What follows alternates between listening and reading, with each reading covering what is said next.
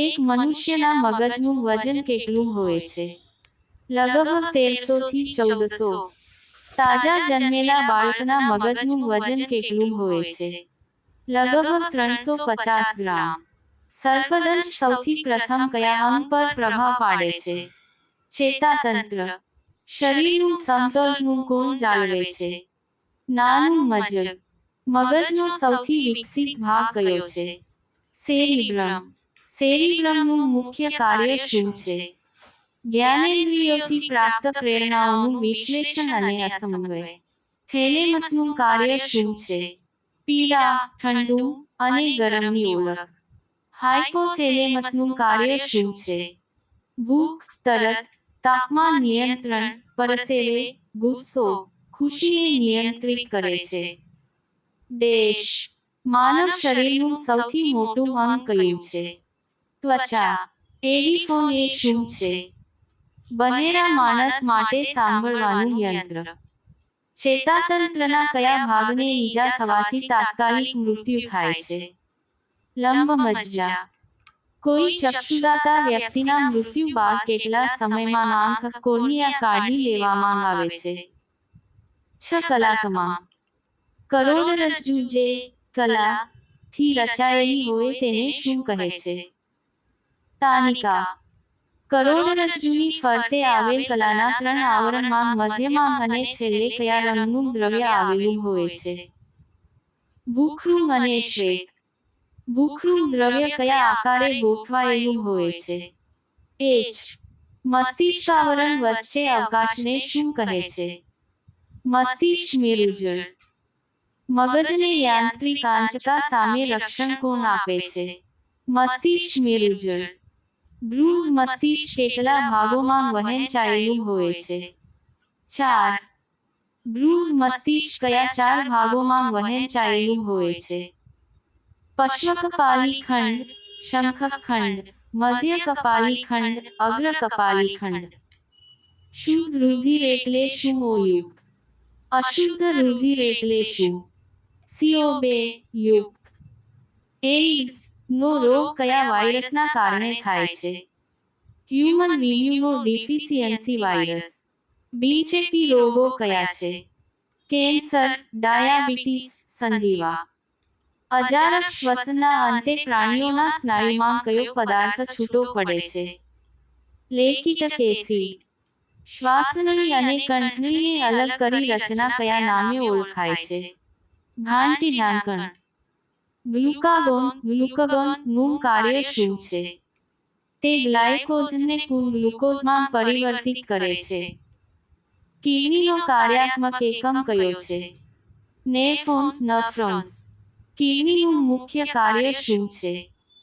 રુધિરના plasma અલગ કરીને શુદ્ધ બનાવવું. કિડનીમાં પ્રતિ મિનિટ સરેરાશ કેટલું રુધિર શુદ્ધ થાય છે? 125 મિલીલીટર. માનવ શરીરમાં મૂત્રપિંડનું અંદાજિત 120 થી 170 ગ્રામ. મૂત્રપિંડનો બહારનો અને અંદરનો ભાગ ઓળખાય છે. કોર્ટેક્સ અને મેડુલા.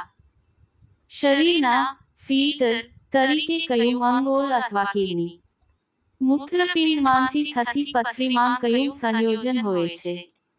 કેલ્શિયમ ઓક્સેલેટ. પીળાશ પડતા મૂત્ર માટે શું જવાબદાર હોય છે? યુરોકોમ. મૂત્રના ઘટકો જણાવો. 95% પાણી, 2.6% યુરિયા, 0.3% એમોનિયા અને યુકેસી. મૂત્રનું pH માપ કેટલું હોય છે? 6 એસિડિક હોય છે. ડાયાલિસિસ કયા અંગમાં ખામી સર્જાવાના કારણે કરાવવું પડે છે? મૂત્રપિંડ. શરીરમાં ઉત્સર્જિત થતા પદાર્થોમાંથી સૌથી હોય છે? Ammonia, tube 34/35. ટાઇફોઇડના રોગકારક સૂક્ષ્મ જીવાણુનું નામ શું છે? Salmonella typhi. ચેતાતંત્રના રચનાત્મક અને ક્રિયાત્મક એકમને શું કહે છે? ચેતાકોષ અથવા ન્યુરોન. રક્તકણોનું આયુષ્ય આશરે કેટલું હોય છે? 120 દિવસ. રુધિરના કયા ઘટકમાં હિમોગ્લોબિન હોય છે? રક્તકણ. રક્તકણો કયા નાશ પામે છે? બરોળ. શ્વેતકણ WBC ઓર લ્યુકોસાઇટ્સ નું નિર્માણ કયાં થાય છે? અસ્થિ મજ્જા, લિમ્ફ નોડ અને કોઈ વાર યકૃત અને સ્પ્લીનમાં. કણો જીવનકાળ કેટલા દિવસનો હોય છે? બીજી 3 દિવસ. કણનું મુખ્ય કાર્ય શું છે? શરીરના રોગોના આક્રમણથી બચાવવું. કણો સૌથી અધિક ભાગ 60% થી 70% કઈ કણિકાઓનો બનેલ હોય છે? ન્યુટ્રોફિલ્સ તટસ્થ કણો ના કયા? ત્રાકકણનું નિર્માણ કયાં થાય છે? અસ્થિ મજ્જામાં. ત્રાકકણનો જીવનકાળ કેટલો હોય છે? 7 થી 10 દિવસ. ત્રાકકણનું મૃત્યુ ક્યાં થાય છે? બરોળ સ્પાઇનલમાં. લોહી જમવાની ક્રિયા માટે કયો કણ જરૂરી છે? ત્રાકનો પ્લેટલેટ.